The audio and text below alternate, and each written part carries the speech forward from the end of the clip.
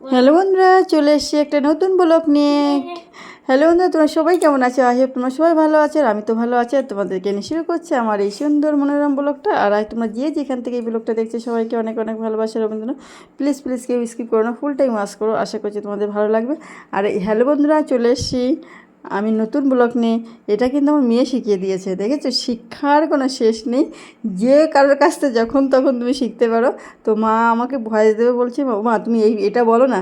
তাই আমি মেয়ের কাছ থেকে শিক্ষা নিলাম, বুঝতে পারছো? যে হ্যালো বন্ধুরা, চলে এসেছি নতুন ব্লগ নিয়ে। তো কথাটা দেখলাম ভালোই আছে, তো সেই জন্যই আমি বললাম তো শিক্ষা যে কোনো কারোর কাছ থেকে শিক্ষা নিতে পারো। আর আমি তো বুঝতেই পারছো, আজকে আমি আসছি বলো মানে জামা কাপড় একটু ওয়াশ করবো, আর একদমই অল্প জামা কাপড়, কারণ সেটা হচ্ছে কি, আর ও আমাকে কিন্তু বলেই দিচ্ছে, আমার মেয়ে। ও মানে ওইটা বলাতে খুব আমার সাইডে আজকে কী বলো তো, খুব খুব গরম পড়েছে, ভয়েস দেওয়াটা খুব কষ্ট। তো আমি আজকে জানি না কতদূর কী করতে পারবো, ফ্যানের আওয়াজ থেকে কথা পাওয়া যাবে কি না, কারণ ফ্যান বন্ধ করলে আমি মারা যাবো। মানে এত গরম, এত গরম, প্রচণ্ড গরম পড়েছে।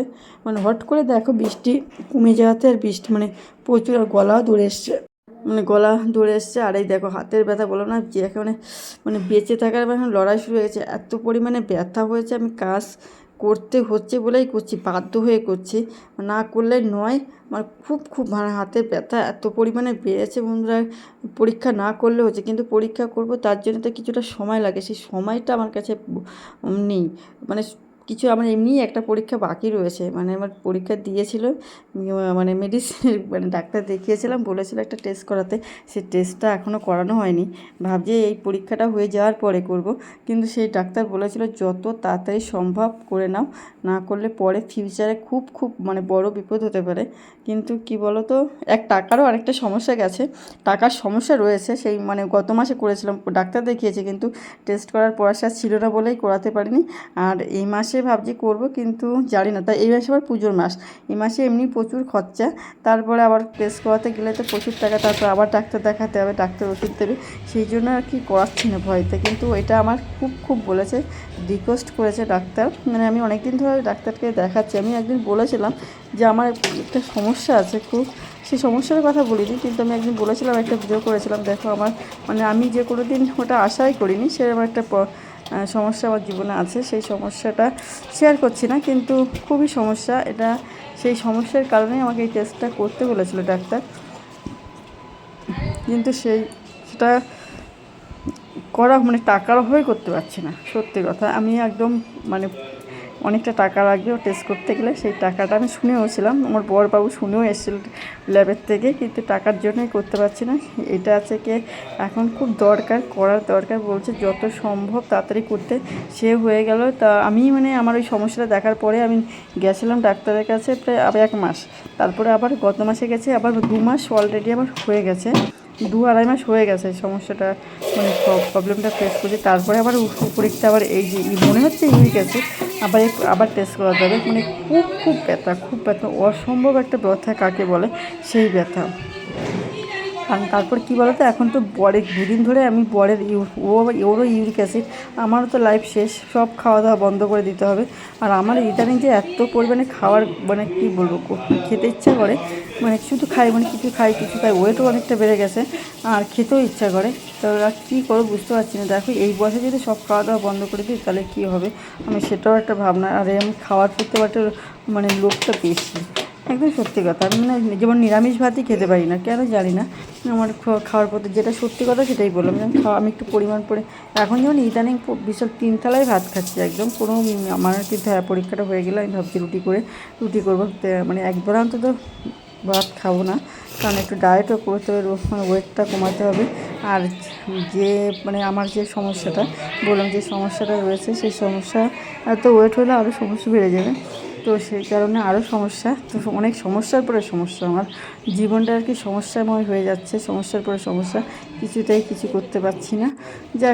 যাই হলো বন্ধুরা, দেখো আমি যে জামা কাপড় ভেজাতে ভেজাতে কী বলবো, অনেক সময় আক্ষেপ চলে আসে তো জীবনে, সেই আক্ষেপগুলো কিছু কিছু সময় বলতে হয়, সেই বলার থেকেই বললাম কথাগুলো।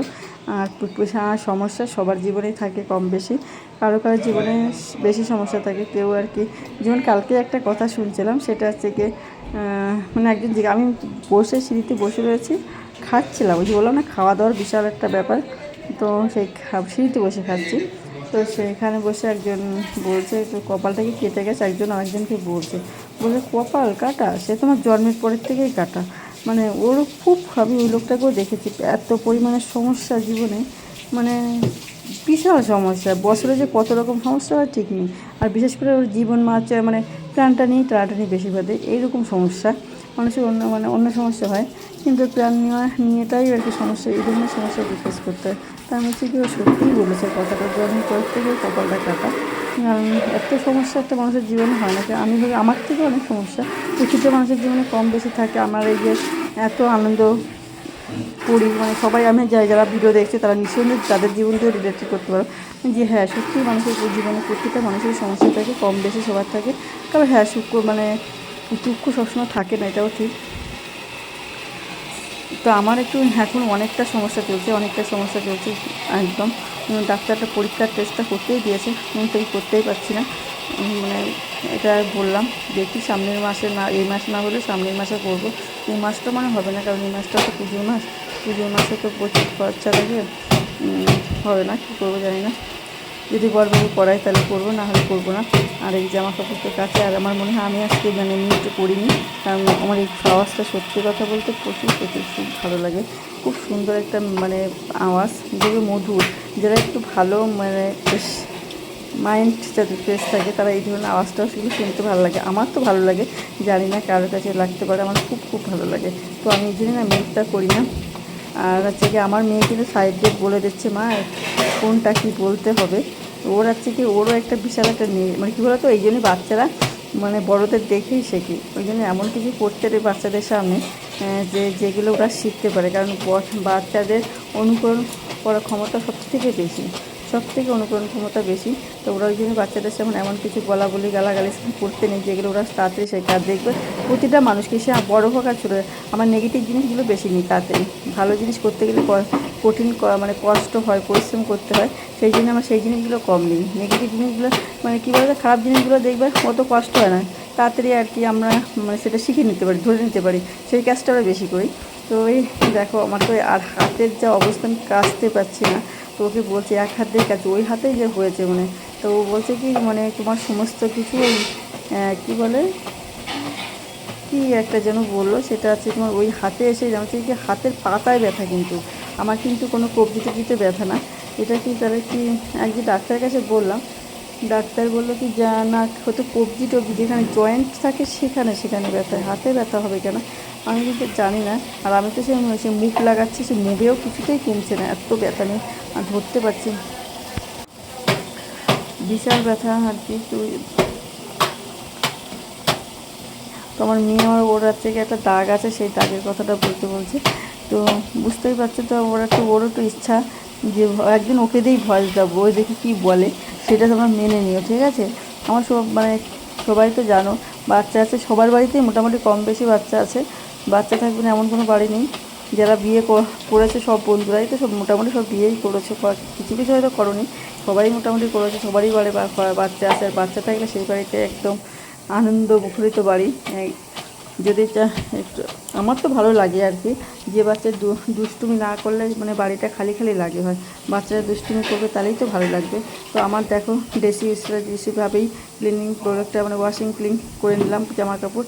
আমার তো আর কী বলে গরিব মানুষ কোথার থেকে পাবো, আমি এক হাত দিয়ে আজকে কিন্তু কেটে যাচ্ছি, এক হাত দিয়ে সমস্ত কিছু উঠানামা করছি।